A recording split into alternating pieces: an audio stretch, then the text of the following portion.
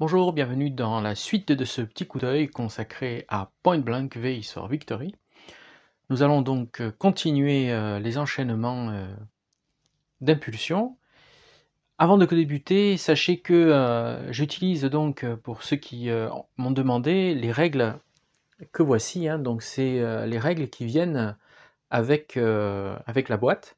Sachez qu'il existe une version un peu plus récente que vous pouvez trouver sur le site de l'éditeur ou bien sur BGG. C'est l'américain qui avait donc l'initiative. Nous allons débuter avec lui, avec donc son upkeep phase.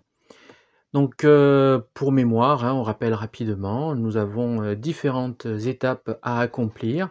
On les enchaîne les unes après les autres. On passe ensuite à la phase d'impulsion, où on a le droit de faire une action ou plusieurs selon ce que l'on va choisir et selon la carte que l'on va utiliser. Ensuite, on doit remettre son paquet de cartes en main à la hauteur de 5 cartes, les cartes du début. Et hop là. Et ensuite, nous devons regarder si nous terminons ou pas la fin du tour. Bon, ce n'est pas encore le cas de toute façon, avant un petit moment.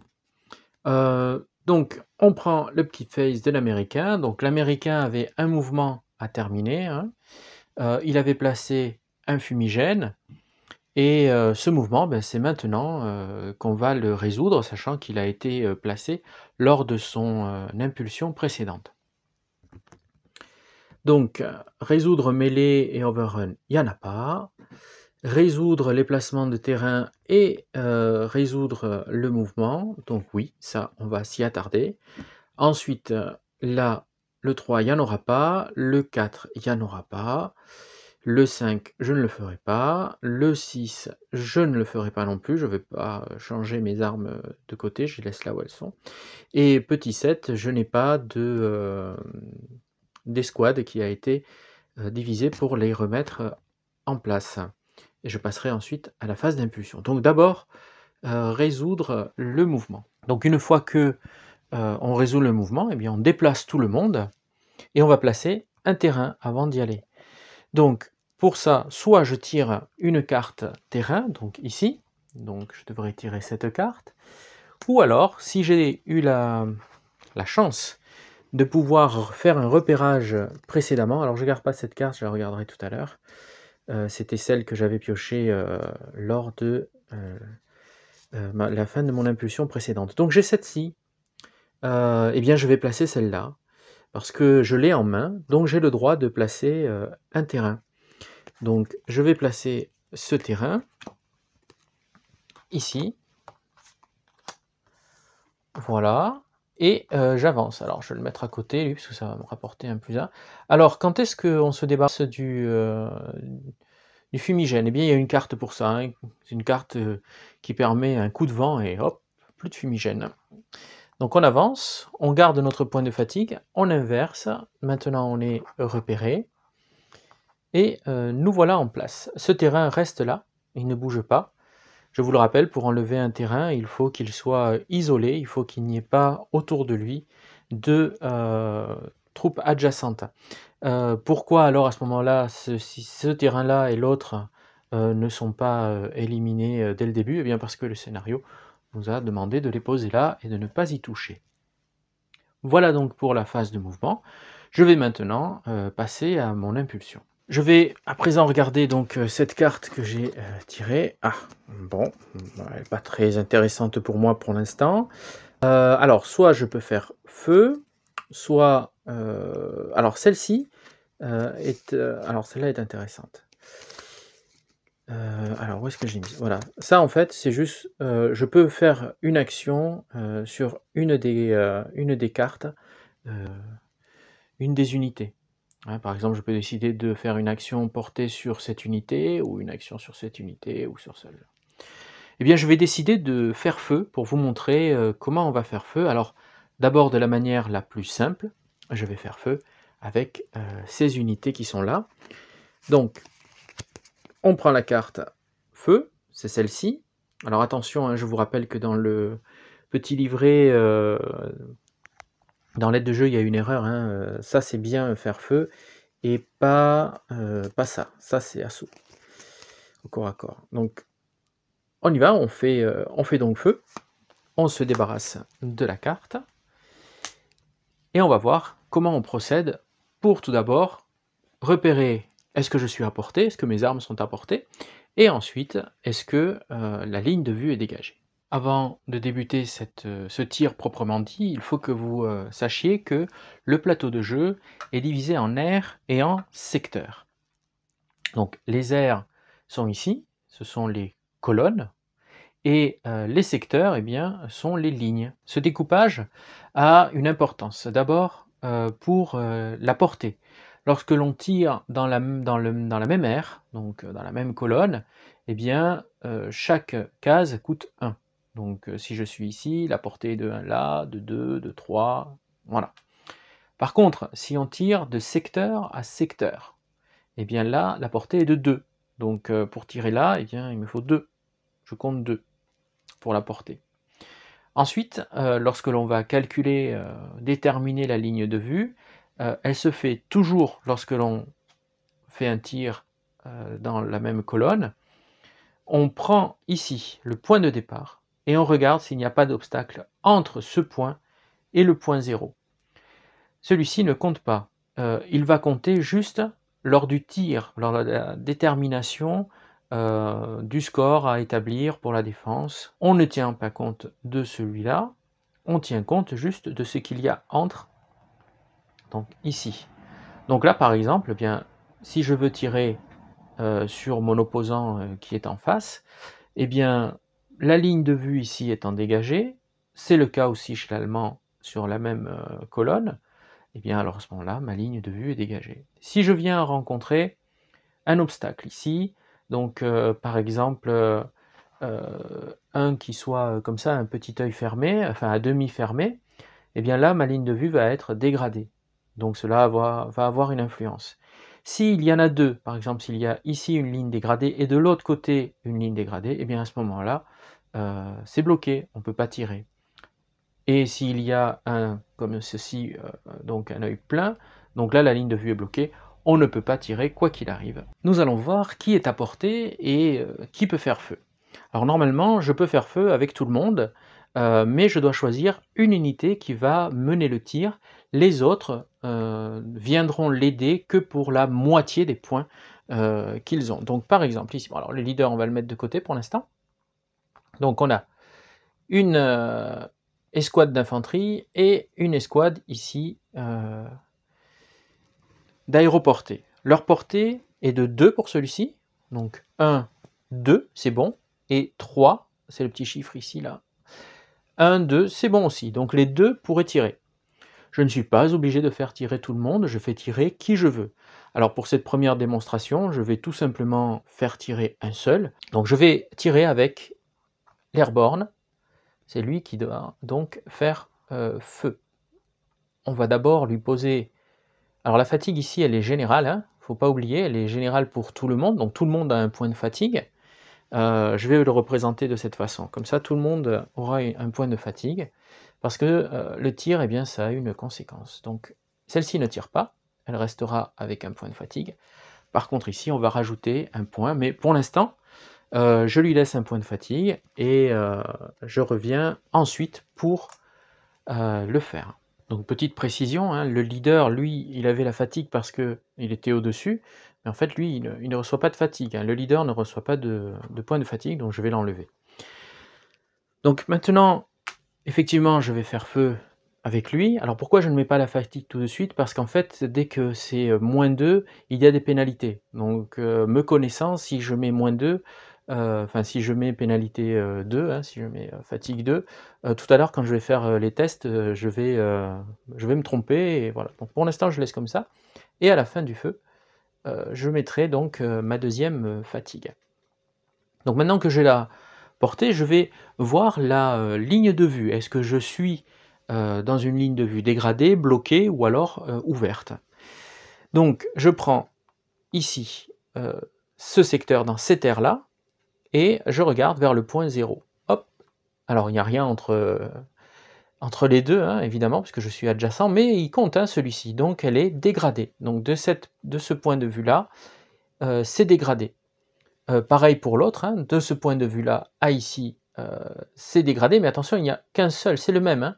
Donc du coup, elle n'est pas bloquée. Je vous avais dit tout à l'heure, s'il y a deux secteurs qui dégradent, eh bien à ce moment-là, la ligne est bloquée. Mais là, c'est le même secteur, donc enfin, c'est la même carte qui dégrade. Donc du coup, la ligne de vue est juste dégradée. Maintenant, eh bien, je vais faire mon action de feu. Pour déterminer ma puissance de feu, je regarde donc le rouge, ici c'est 2, et puis je vais regarder ce petit tableau, voilà, qui me donne différentes choses. Donc par exemple, si je tire sur une infanterie qui est en train de bouger, donc là c'est pas le cas, elle a déjà bougé, donc je n'aurai pas le +1. Si je tire à travers une ligne de vue dégradée, c'est le cas, je vais mettre un -1 à mon résultat. Si je tire à une distance de 1, c'est pas le cas. Je peux utiliser mon leader, donc je vais le faire, donc il me rapportera +1, et puis le reste ne m'intéresse pas. La fatigue de 1 ne m'inflige aucune pénalité. Donc tirons, alors normalement si vous aimez les dés, vous lancez le dé, et n'oubliez pas, si vous lancez les dés, vous enlevez, enfin si vous lancez le dé, un seul, vous enlevez une carte ici, hein. Donc, hop là, je me suis trompé de... Donc allons-y, on tire pour voir ce que ça fait. Donc 5 plus 2, 5, 6, 7, moins 1 de la ligne dégradée, donc ça fait 6, plus 1 de mon leader, 7. Donc on est à 7. Je vais la laisser là. Voilà. Maintenant, aux défenseurs de se défendre. J'ai donc fait feu sur l'ensemble du secteur devant moi. Ils vont tirer un dé et pareil, donc une carte, et puis on va voir le résultat de leur défense. À cette défense, on va ajouter le +3 du terrain. Et puis je crois que c'est tout, puisque leur leader ne participe pas. Et puis on va voir si le résultat est plus haut ou plus... Par contre, le leader ne m'apporte pas de points pour ma défense. Je peux utiliser ici mes cartes. Alors, voyons... Ah bah tiens, justement, celle que j'ai lors de la dernière impulsion va me servir. Donc ici, ces cartes ne servent à rien pour la défense. Par contre, celle-ci, oui, c'est un cover, hein, une couverture. Eh bien, imaginons que le leader dise « Ah, au sol, à terre », bon bref. On va la poser et ça va nous apporter donc un bonus pour la défense. Donc on va la mettre à côté et on va faire le décompte. Donc le cover m'apporte +2, mon terrain m'apporte +3, donc 5. Je tire une carte. Donc 5 plus 3, 5, 6, 7. On est à 8. Donc ici, hein, 8 en tout. C'est donc supérieur au score que j'ai fait en attaque. On regarde pour les résultats. Donc on vous dit que si le défenseur, hein, fait plus que l'attaque, et eh bien à ce moment-là, voilà, if the defense total. Donc si le total de la défense est supérieur à celle de l'attaque, il n'y a pas d'effet.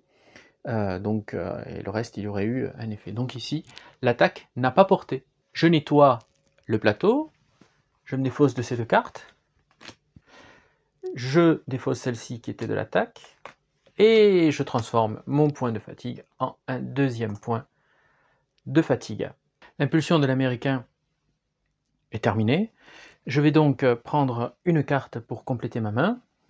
Je la regarderai, pardon, lors de la prochaine impulsion. L'américain a terminé, c'est maintenant au tour de l'allemand.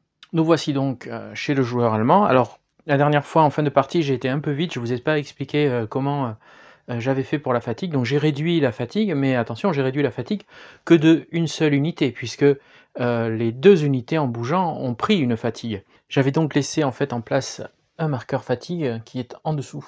Voilà.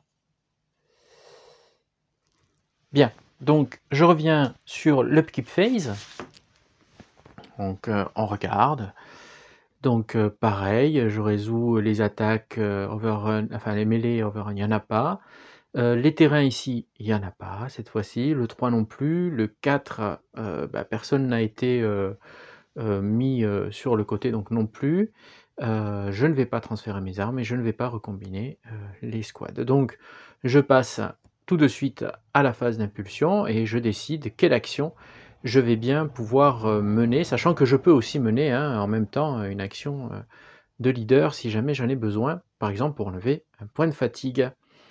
Je vais prendre les cartes que j'avais. Alors j'en ai une en moi parce que j'ai joué cover tout à l'heure. On va lui rendre l'appareil, on va faire feu. On a ça, donc on va faire feu. On prend donc cette carte, on la défausse, et même procédure que tout à l'heure. Je décide de faire feu avec l'unité qui n'est pas fatiguée, celle à qui j'ai enlevé un point de fatigue au tour précédent. Enfin, l'impulsion précédente, c'est donc le squad SS qui est là. La portée est de 2, je suis bien à 2 de portée. Ensuite, la ligne de vue, eh bien, elle est juste dégradée ici et dégradée, donc une seule dégradation. Je vais donc avoir un malus de -1 qui va être compensé par le bonus de +1 de mon chef, donc en fait je suis à 0 bonus. Donc je tire et ça sera le jet de dés pur à qui je vais rajouter juste mon +2 ici rouge. Allons-y. Donc que je ne me trompe pas de tas, c'est celui-ci. Ah, ça fait 5. Donc je le laisse, 5 plus 2, 5, 6, 7. Normalement, +1 de mon leader. Donc ça faisait 8, mais -1 ici de la dégradation de la ligne de vue, donc -1. On retombe donc à 7. Pour la défense, eh bien, j'ai pour la défense, alors où est passé mon terrain? Il est en dessous. On va regrouper tout le monde. Voilà, tout le monde va venir ici. On a 3 plus 1, 4. Voyons si dans les cartes que j'ai piochées, alors il n'y en a qu'une que j'ai pioché, donc 1, 2, 3, 4, 5, j'ai rien. J'ai pas de carte cover, donc là je peux pas mettre de plus, rien de plus. Donc j'ai que 3 et 1, 4. Allez, on tire. 5, 6, 7, 8. Donc 5, 6, 7, 8, 9. Donc j'ai 9. Et en face, j'avais 5, 6, 7. Donc il ne se passe rien à nouveau. Je vais mettre un point de fatigue au squad qui a tiré et nettoyer le plateau. Donc on va tout de suite mettre le point de fatigue et on enlève les cartes dont on n'a plus besoin. Je prends une carte pour refaire ma main. Alors cette fois-ci un peu plus, voyons combien j'ai de cartes. J'ai 3 cartes en main, donc je dois monter à 5, donc j'en prends 2, 3, donc 4 et 5. Et c'est donc à l'américain. Nous reprenons notre upkeep phase. Alors cette fois-ci, il n'y a absolument rien à faire. Et on va passer à l'impulsion. Si j'avais envie de faire feu avec ici ce squad, eh bien je dois regarder la portée. Elle est de 4 maximum pour ici la mitrailleuse lourde. Donc cela ferait 1, 2, 3, et comme je vais tirer là-dessus, comme on change donc d'air, eh bien on rajoute 2, donc 3, 4, 5, je suis hors de portée. Donc je ne peux pas tirer. Eh bien je vais vous faire un nouveau tir, cette fois-ci... Ah non, je peux pas, j'ai 2. Si je fais ça... Hop là, pardon. Alors si je fais mon tir, eh bien cette unité va avoir des malus, et en plus, elle va, je vais devoir l'user, la fatiguer définitivement, et il va falloir faire une action supplémentaire pour. Donc là, pour ce tour-ci, soit je déplace d'autres unités, soit je vais sacrifier une carte pour enlever la fatigue. Donc c'est ce que je vais faire. Donc 1, 2, 3, 4, 5. Je vais enlever celle-ci et enlever une fatigue. Donc là, j'ai une chance de réduire une autre fatigue en tirant une carte ou un dé, et si le chiffre est impair, eh bien à ce moment-là, je peux réduire une fatigue, non pas sur l'unité que je viens de réduire déjà, mais sur une autre unité, n'importe où, sur le champ de bataille. Allons-y, tentons le coup. C'est impair, donc je peux réduire une autre fatigue et je le fais sur l'unité qui est juste à côté. Je l'enlève. Très bien. C'était tout pour mes actions. Donc, je vais prendre 1, 2, 3, 4, une autre carte, 5. Je pose de côté et je passe à l'impulsion suivante, enfin à l'allemand qui va faire son upkick phase et son impulsion. Je n'ai rien à mener sur l'upkick phase, je vais donc regarder mes cartes d'action pour voir ce que j'ai eu, et si je peux, je vais faire un tir groupé. Donc là j'ai un repérage, ok, bien j'ai une dernière carte de tir. Je vais donc l'appliquer, je la défausse, et je vais mener, pour vous montrer, un tir groupé sur donc ici ce secteur. Comme c'est un tir groupé, eh bien je dois choisir le leader, donc on va choisir ici le squad SS qui est à 2. Je vais rajouter le +1 de mon leader, nous sommes à 3, et je dois ensuite ajouter l'autre infanterie, donc, divisé par 2, arrondi au supérieur, donc 1. Donc ici ça nous fait 2, 3, 4. Attention, la ligne de vue. Nous avons ici une ligne de vue dégradée, hein, du secteur jusqu'au point 0, il n'y a que la dégradation ici du pont, et pareil de l'autre côté. Donc ce qui nous fait un -1 sur mon total. 2, 3, 4, -1, ça me fait 3, on tire la carte. Ouf, super. 3 et 1. Ouais, donc 4. Pour la défense du suivant, eh bien, il y a juste 3 plus 1, 4. Voilà. De peu, hein. Donc il ne se passe rien. Petite indication, parce que ce n'est pas encore arrivé, mais ça risque d'arriver, si jamais en tirant, je viens à... Alors est-ce que j'en ai dans la défausse? Je crois que j'en ai. Voilà.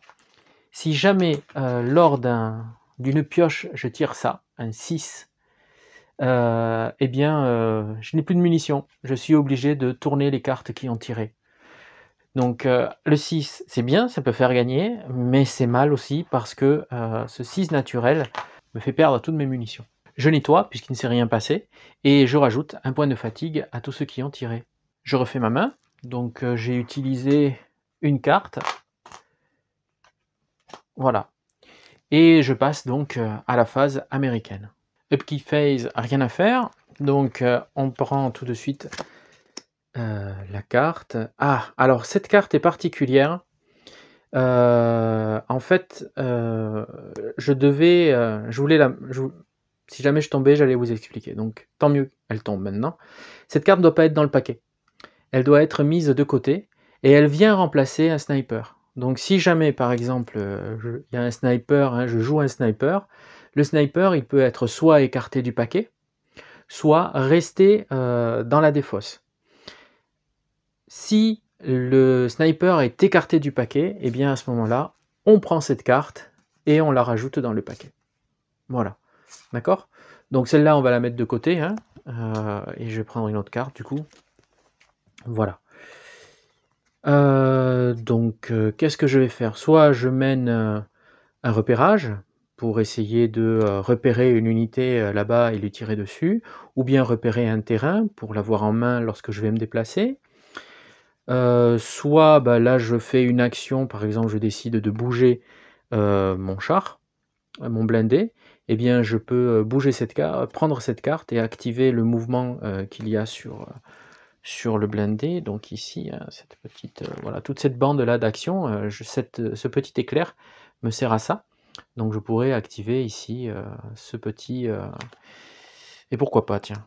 Allez, on va faire ça, on va bouger. Donc on va prendre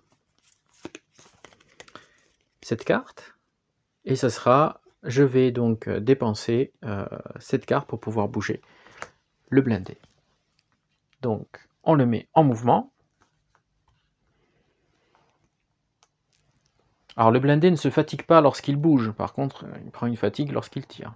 Normalement j'ai fini mon impulsion, mais comme je voudrais vous montrer aussi, puisque j'en parle depuis tout à l'heure, eh bien, de l'action du leader, eh bien, je vais prendre mon leader, et je vais lui faire une action, puisque j'ai le droit, mais par contre il va donc se tourner, le voilà, Et cette action, eh bien, c'est d'enlever tout simplement une fatigue.